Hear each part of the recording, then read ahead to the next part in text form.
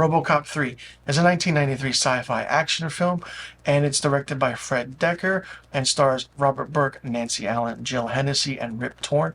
It was released November 5th, 1993, had a budget of $22 million, and it grossed $47 million at the box office.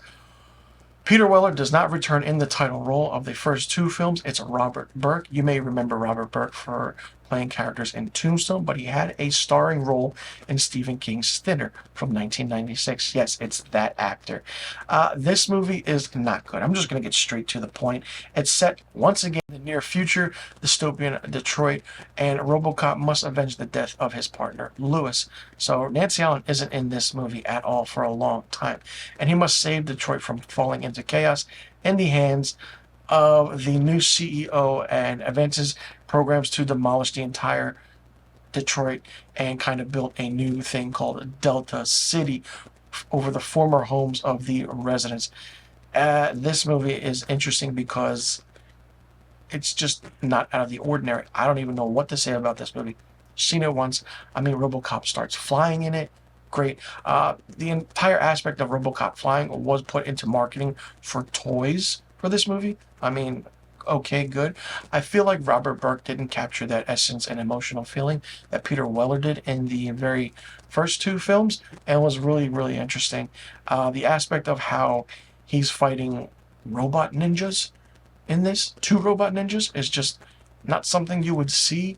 I mean, the screenplay is by Frank Miller. Yes, the Frank Miller and Fred Dekker. So I don't know where they were going with this at all, because it just didn't work. And once again, we don't know where the setting is or what it is. But it's the whole aspect of a big corporation taking over a small city, small town, small urban area, demolishing everything, pushing all the residents out, and building a new city for newer rich people. It's been happening for years, decades, and Robocop touched on that. And basically, most of the buildings you see in the movie were slated for demolition to make way for certain facilities when the 1996 Summer Olympics came to the U.S. in Atlanta that year. So it was filmed in Atlanta, Georgia, and I guess they thought, like, hey, let's figure out what to do. Robocop 3 is the first film to use kind of digital morphing into one scene, the aspect of the CGI.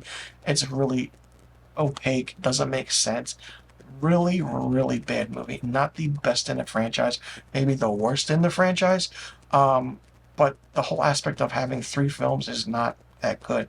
I mean, you could say, like, okay, what could be the aspect of how could you make this movie better? You can't at all.